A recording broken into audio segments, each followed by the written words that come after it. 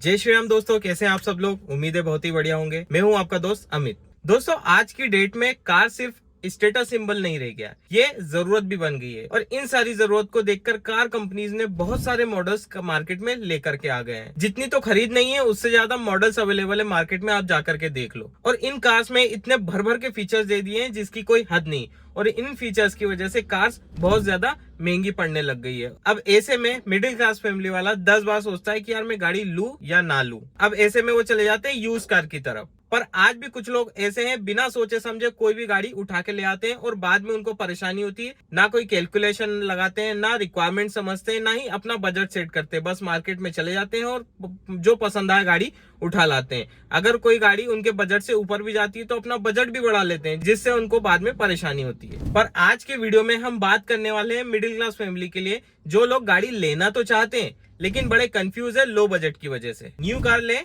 या फिर पुरानी कार लें, आज के वीडियो में सब कुछ क्लियर हो जाएगा। तो देखो, नई कार हो या फिर पुरानी कार हो, सबके अपने फायदे भी है और नुकसान भी है। तो बारी बारी हम इनके फायदे भी समझेंगे और नुकसान भी समझेंगे। तो अभी हम एज्यूम करते हैं कि आप एक नई कार लेने जा रहे हो। तो सबसे पहले हम इसके एडवांटेजेस समझ लेते हैं, उसके बाद हम डिसएडवांटेजेस की तरफ जाएंगे। सबसे पहला है रिलायबिलिटी। नई गाड़ियां ज्यादा रिलायबल होती है क्योंकि वो नई टेक्नोलॉजी के साथ आती है। नए नए फीचर्स उसमें ऐड होते हैं। सेफ्टी फीचर्स आपको ज्यादा मिलेंगे नई गाड़ियों में। दूसरा, लो मेंटेनेंस कॉस्ट। जैसे कि आप सभी जानते हो, नई गाड़ी है, सब कुछ नया है, इंजन नया है, स्पेयर पार्ट्स नया है, कुछ भी खराब होने के चांसेस बहुत कम होते हैं। और ईयरली सर्विस तो इसकी कंपनी में होती ही है। तो यहाँ पर आपको मेजर पार्ट खराब होने का कोई इश्यू नहीं मिलने वाला है, जिससे आपका मेंटेनेंस कॉस्ट कम हो जाता है। तीसरा, लो इंटरेस्ट रेट ऑन लोन। आपने शायद ध्यान नहीं दिया होगा, नई कार अगर आप फाइनेंस कराते हो तो लोन पर उसका रेट ऑफ इंटरेस्ट हमेशा कम रहता है। और नई गाड़ी आप लेते हो तो कई सारी स्कीम्स होती है जिसके तहत आपको और भी कुछ बेनिफिट हो सकते हैं। चौथा, वारंटी कवरेज। दोस्तों, नई गाड़ी है तो आप सभी को पता है, सारी मैन्युफैक्चरिंग कंपनी 3 साल या फिर 1 लाख किलोमीटर की वारंटी प्रोवाइड कराती है। और जब आप गाड़ी परचेज करते हो तो इसको आप एक्सटेंड भी करा सकते हो कुछ एक्स्ट्रा पैसे दे करके। तो दोस्तों, ये तो हो गए कुछ एडवांटेजेस। अब हम बात करते हैं न्यू गाड़ी के डिसएडवांटेजेस की। पहला, एक्सपेंसिव। जैसा कि मैंने आपको पहले बताया कि नई गाड़ियों में फीचर्स इतने भर भर के दे दिए हैं जिसकी कोई हद नहीं। और इन फीचर्स की वजह से नई गाड़ियां महंगी हो चुकी है। साथ में रोड टैक्स और हाई इंश्योरेंस प्रीमियम। दूसरा, हाई इंश्योरेंस कॉस्ट। दोस्तों, जब आप नई कार लेने जाते हो ना, तो आपको भी पता है इंश्योरेंस आपको 4 साल का तो कंपलसरी लेना ही पड़ता है। उसमें 1 साल का कॉम्प्रिहेंसिव मिलता है, बाकी के 3 साल आपका थर्ड पार्टी होता है। इसका जो टोटल अमाउंट होता है 40 से लेकर 50-55 हजार रुपए तक जा सकता है। डिपेंड करता है आप कौन से सेगमेंट की गाड़ी ले रहे हो। हर साल आपको कॉम्प्रिहेंसिव अपग्रेड करना ही पड़ेगा। थर्ड पार्टी पे आप नहीं चला सकते हो, लेकिन अगर गाड़ी में कुछ भी खर्चा आ जाता है, डेंटिंग पेंटिंग होती है, तो उसका पैसा कंपनी आपको नहीं देगी। इसलिए आपको कॉम्प्रिहेंसिव कराना तो जरूरी है ही, तो उसका चार्ज एक अलग बढ़ जाता है। High depreciation rate. दोस्तों, जब भी आप नई गाड़ी लेते हो ना, शोरूम से गाड़ी बाहर निकलते से उसकी वैल्यू 10 से 15% डाउन हो जाती है। और आगे आने वाले 3 सालों में नई गाड़ी की वैल्यू 30 से 35% और ज्यादा डाउन हो जाती है। तो दोस्तों, ये थे नई गाड़ी के एडवांटेजेस और डिसएडवांटेजेस।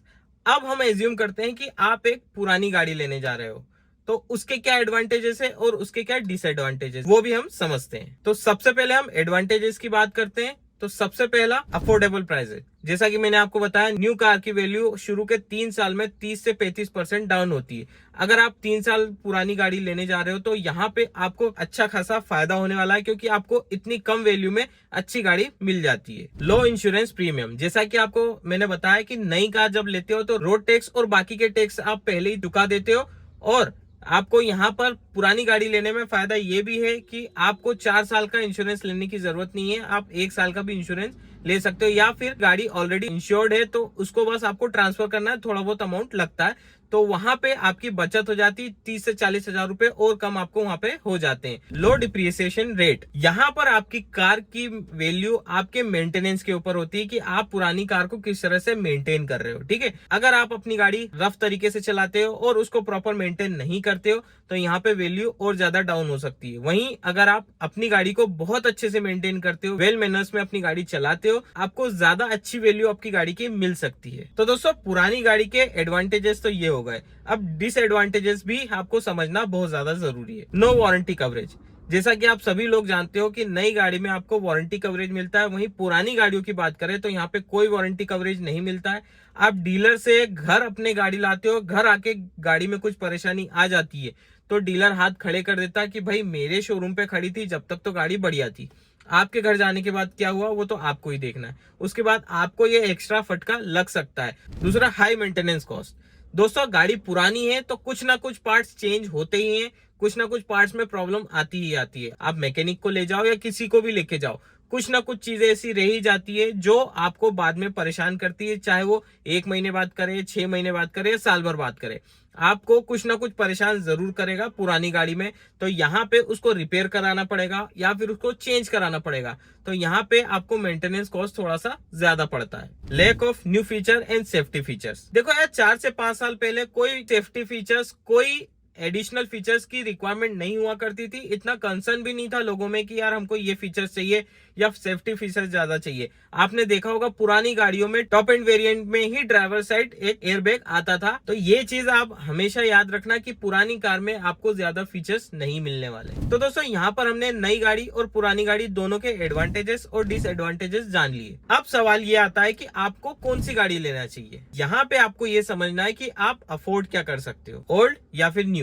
अब यहाँ पर हम एक छोटा सा कैलकुलेशन समझते हैं जो मैंने आपके लिए तैयार करा है। ये आपकी रिक्वायरमेंट के हिसाब से चेंज करके देख सकते हो, आपको समझ में आएगा कि आपको नई गाड़ी लेनी चाहिए या पुरानी गाड़ी लेनी चाहिए। लेट सपोज आपने 8 लाख की न्यू कार पसंद करी, उसमें 2 लाख रुपए आपने डाउन पेमेंट किया और 5 साल के लिए आपने लोन लिया 6 लाख रुपए का। एवरेज रेट ऑफ इंटरेस्ट मैंने यहाँ पे 9% मेंशन करा है, ये कम या फिर ज्यादा हो सकता है। मंथली ईएमआई देखा जाए तो 12,400 के आसपास आती है। 5 साल के लिए आप विथ इंटरेस्ट 7,47,000 रुपए के आसपास आप देते हो। एवरेज फ्यूल प्राइस आपने देखा होगा कहीं पर 95 है, कहीं पर 106 है, तो मैंने एक एवरेज लिया है 103 रुपए और पर मंथ की आपकी रनिंग है 500 किलोमीटर। ये मैंने एवरेज लिया है, ये कम ज्यादा भी हो सकती है। आपकी जो कार है वो माइलेज देती है 14 का, तो 5 साल में आप 30,000 किलोमीटर चलते हैं, जिसमें आपका फ्यूल लगता है 2,20,680 रुपए के आसपास का। हर साल कार का मेंटेनेंस 5,000 रुपए मान लो, 5 साल के लिए आप 25,000 रुपए मेंटेनेंस में दे देते हो। अब ये पूरा खर्चा मिला करके आप नई गाड़ी में 11,92,981 रुपए दे देते हो। मतलब 5 साल में आपने गाड़ी खरीदी, उसको चलाई, उसको मेंटेन करी, उसमें इतना पूरा खर्चा आपका लगने वाला है। अब हम एस्टिमेट लगाते हैं एक पुरानी कार का। लेट सपोज आपने 4 लाख की कोई पुरानी कार पसंद करी, उसमें 1 लाख रुपए आपने डाउन पेमेंट करा, 3 लाख रुपए का आपने फाइनेंस कराया 5 साल के लिए, और आपका रेट ऑफ इंटरेस्ट लगने वाला है यहाँ पर 11%। दोस्तों मैंने यहाँ पे 11% इसलिए लिया है क्योंकि पुरानी गाड़ियों पे कार लोन लेते हो तो यहाँ पे रेट ऑफ इंटरेस्ट आपको ज्यादा देना पड़ता है as compare to new car. तो यहाँ पे कम भी हो सकता है और ज्यादा भी हो सकता है, 12% भी हो सकता है। मैंने एक एवरेज 11% लिया है। मंथली ईएमआई आपकी 6,500 रुपए के आसपास आने वाली है। 5 साल में आप इंटरेस्ट के साथ पूरा पे करते हो 3,91,000 रुपए के आसपास। एवरेज फ्यूल प्राइस जैसे मैंने आपको बताया 103 रुपए मैंने लिया है। मंथली रनिंग आपकी 500 किलोमीटर की है। माइलेज आपकी गाड़ी देती है 12 किलोमीटर का। क्यों? क्योंकि पुरानी गाड़ी है, फ्यूल इफिशियंसी कम होती है, आप मानो या मानो, इसलिए मैंने एवरेज 12 का लिया है। तो 5 साल में आप 30,000 किलोमीटर चलते हो और उसमें आप फ्यूल डलवाते हो 2,57,520 रुपए के आसपास का। हर साल कार में मेंटेनेंस आप 6,000 रुपए का मान लो। क्यों? क्योंकि कुछ ना कुछ ऐसे पार्ट्स होते हैं जो कहीं ना कहीं रिपेयर कराना पड़ते हैं या चेंज कराना पड़ते हैं। तो 5 साल में आप 30,000 रुपए कार को मेंटेनेंस करने में लगा देते हो। तो इन सब का टोटल निकल कर आता है 7,78,884 रुपए। मतलब इतना आप 5 साल में खर्चा करोगे एक पुरानी कार में। अब दोस्तों न्यू कार और पुरानी कार का खर्चा हम कैलकुलेट करते हैं। न्यू कार में आपने दिए हैं 11,92,980 रुपए और पुरानी कार में आपने खर्चा किया है 7,78,884 रुपए के आसपास। मतलब सीधा सीधा है कि 4,14,000 रुपए की बचत होती है अगर आप पुरानी कार खरीदते हो। इस हिसाब से देखा जाए तो अगर आप फर्स्ट टाइम कार बायर है तो आपको पुरानी गाड़ी की तरफ जाना चाहिए। क्यों? क्योंकि आप नई गाड़ी सीखे हो, कहीं ना कहीं आप डेंट लगा दोगे, स्क्रैच लगा दोगे, तो पुरानी गाड़ी में इतना दुख नहीं होगा। और इसको रिपेयर भी आप कहीं पर भी जाकर के करा सकते हो जहाँ पे ज्यादा पैसा ना लगे।